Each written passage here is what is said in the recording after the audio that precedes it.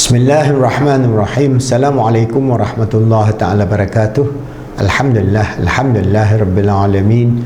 Wassalatu wassalamu ala syarafil anbiya wal mursalin wa ala alihi wa sahbihi ajma'in. Alhamdulillah, I have given you some idea of how the philosophy of idealism, which incorporates panpsychism, pantheism and its related ism, is actually moving closer towards the metaphysics of Islam, inshallah. There are many studies that are showing that the nature of this world is, for example, the basis, foundational concept is consciousness. Alright, so we can talk about the cosmos as being conscious, but in Islam we have another layer, that is the unity of the Godhood, that is Tawheed. But what is important is for us to understand how we want to understand the nature of existence vis-a-vis the self, alright, then the family, and then the ummah, and then unity of the humanity, unity of all on earth and its creatures and so on, then unity of the cosmos, and then finality of Godhood, Tawheed. What is important is, from the perspective of Islamic metaphysics, we are guided by the principles of revelation. As mentioned earlier, this revelation comes from the Creator, that means from God. In Islam we call Allah, and given to the righteous servant, His righteous servant, who are then infused with the knowledge and the like from God. That means it's an experiential, not just a social study. Right now there is a lot of study, for example, on idealism in terms of a philosophy of life. That is a philosophy, fair. Alright, so they will use all the rational faculties within what they know and all the scientific evidence, whether it's quantum physics, whether it is information theory, whether it is neurobiology, whether it is neurosciences, whatever that they can pull together. Then they have a dialogue as to what is the position of the nature of existence. Alright, so the nature of existence from the perspective of Islamic metaphysics, at certain level it is understandable, because it is obvious, zahir, it's not hidden. For example, myself, my family, the ummah or humanity, these are the obvious manifestation of what within Islam we say the creation of Allah. This is obvious. We know who we are vis-a-vis ourselves, our family, humanity, and so on. So there are many approaches to that, but that approach will reach a certain level where it is hidden. For example, the nature or the unity of Godhood, Tawheed, vis-a-vis the essential nature, the Zat of Allah, is not knowable. So that's why in the metaphysics of Islam we have to discover the Sifa of Allah, and within the Sifa many of our Ahli Tasawwuf realize the nature of our very existence is based on love and beauty. So I'll go into this nature of love and beauty from later on, as I quote some of our scholars and maybe extract their work. But that is an experiential. It is not something that they think in their mind and then they write a project paper and that's it. Because what is important is for us to understand at the highest level. For example, if you talk about Godhood, who is He? Who is He? Who? The question of who. Because when we do the critical thinking, we will be thinking about who is God. Alright? What are His attributes? What are His nature, if we can penetrate? What are His purpose of creation? Creating us. And then who we are vis-a-vis God. Alright? And who we are vis-a-vis, say, the cosmos. These are critical questions of the who. And then we have to answer the critical question of why. Why did God created us? So we must know why, the why. So once we know the why, then we can understand, if, for example, if from the perspective of Islamic metaphysics, the whole nature of existence is based on love and beauty.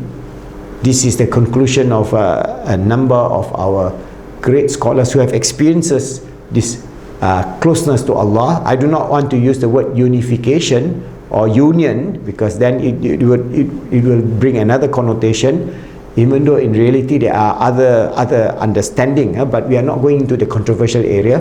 But the experiential of being close to the oneness, to the Godhood, allow them to penetrate the dimension of beauty, the dimension of love, and then they elucidate that through their whole metaphysics and their way of life and the way they conduct life, and that becomes examples. That's why in Islam we have this whole understanding of why God created us, and one of those understanding is when God created us, I will quote the various verses of the Quran and so on. He created us to realize His grandeur, to worship Him, and to be His steward and His Khalifa on this earth. And we are a reflection of God. So God created us in His image. All these are Quranic and based on Quran and based on the Hadith and the Sunnah of the Prophet and based on the tradition of all our scholars within the framework of Ahlus Sunnah wal Jama'ah.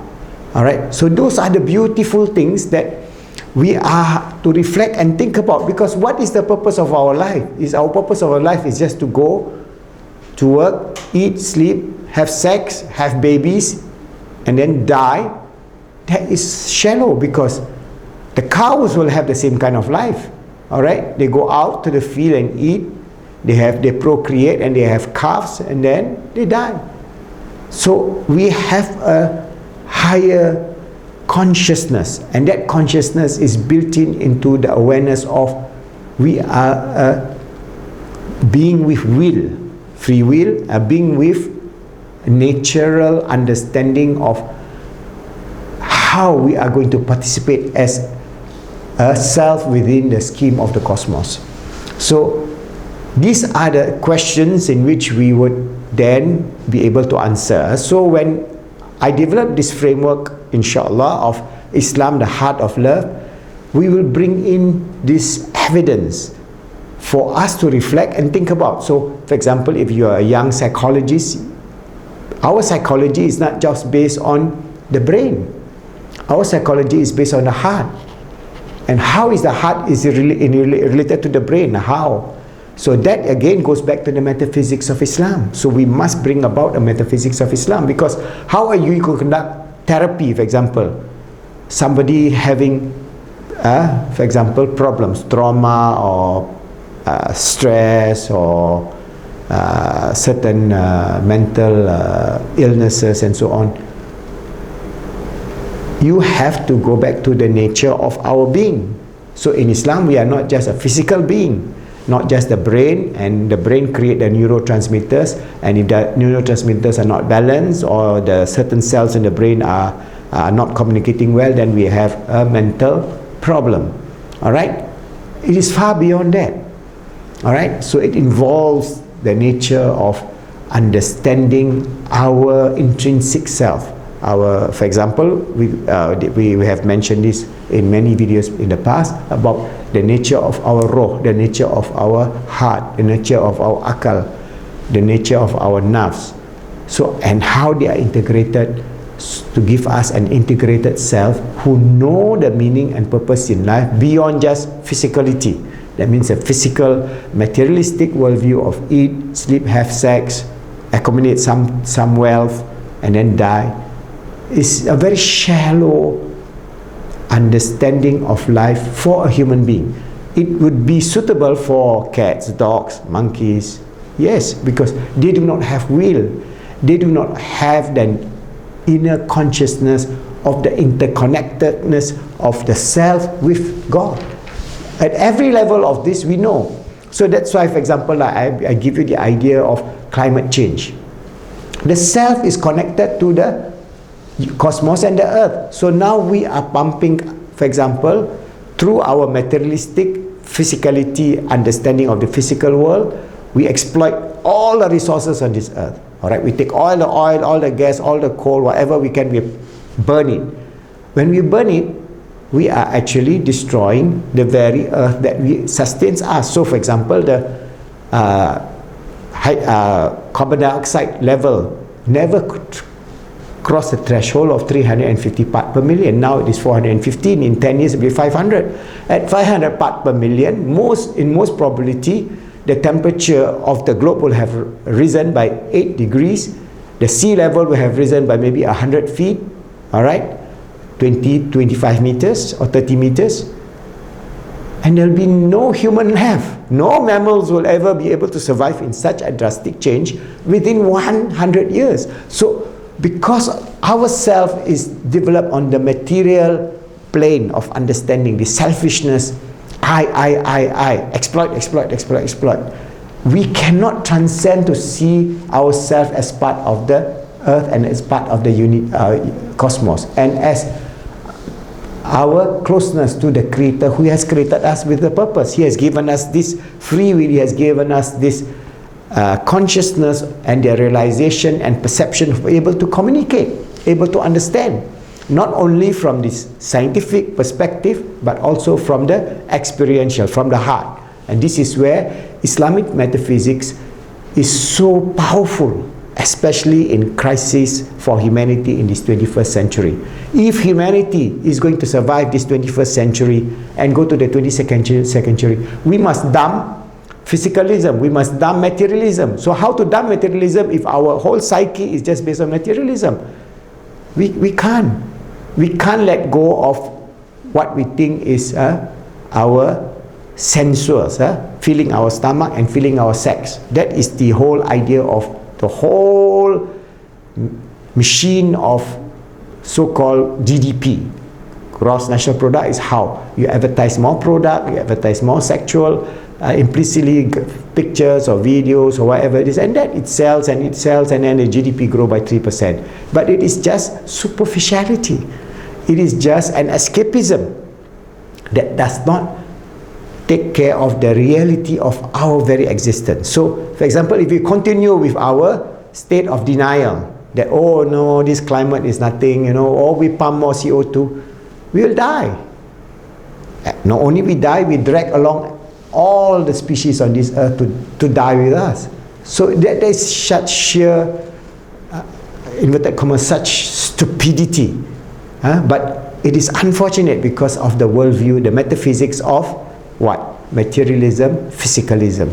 So what is important is I will try to draw upon, inshallah, from the books that I have told you, Prolegomena of the Metaphysics of Islam by Professor Naguib Al-Atas, The Tenets of Islam by my teacher Maulavi Babu Sahib, and many other resources, including our book Positive Islamic Psychology, a transcendent model to achieve peace, happiness and success.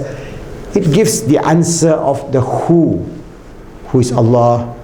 It gives the answer of why we are on this earth. It gives the answer of how we are to live on this earth within, how we're going to tread this earth with love, with beauty, with mercy, with compassion, with peace, all the qualities that we need to bring about humanity to a higher level of consciousness. And that is the 22nd century that, inshallah, if Allah allows us to surpass this 21st century. If not, we all just leave the traces of our 21st century civilization, just like the traces of the pyramid, the traces of the Mesopotamian civilization, the traces of the Indus Valley civilization, the traces of the Mayan civilization. Everything is gone.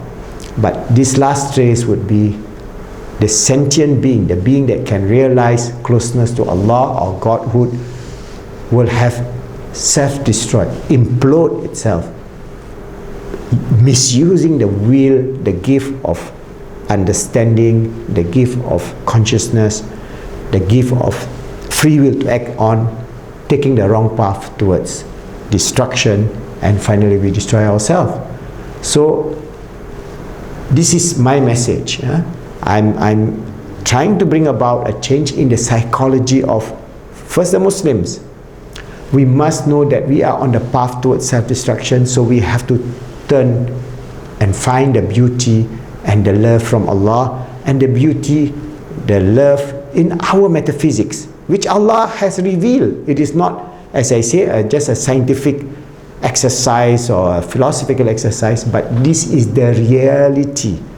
if we embrace this reality, we ourselves will experience the closeness to Allah subhanahu wa ta'ala, and then we'll understand our purpose and meaning in life at a higher level, and we would then be able to embrace the fullness of peace, of love, of beauty, of tranquility, of the joy of living on this earth and the joy of transcending this earth, because we are a spiritual being living temporarily in the physical world that we have to traverse. And this journey could be a beautiful journey of Iman, Islam and Ihsan, and the journey towards understanding the gift of Allah subhanahu wa ta'ala, where He tells us about this heart, this nafs, which He gives and infuse the joy in this world, not only in the hereafter, where Allah gives us, Ya ayatuhan nafsul mutma'inna irji'i ila rabbiki radiyatan mardiyah. Oh, you whose hearts are incomplete, whose nafs, whose self is in complete peace and tranquility, come back you to me. So come back to Allah, to the highest. So from here we go up to our Creator, living an eternal life beyond space, beyond time, beyond all the physicality, beyond all the materiality, living in a spiritual dimension as ordained by the Lord of the universe, who gave us a purpose and meaning in life, who gave us this understanding that we are His Khalifa, His steward on this earth, always striving to make ourselves good, helping others to be good, and making the world good, inshallah.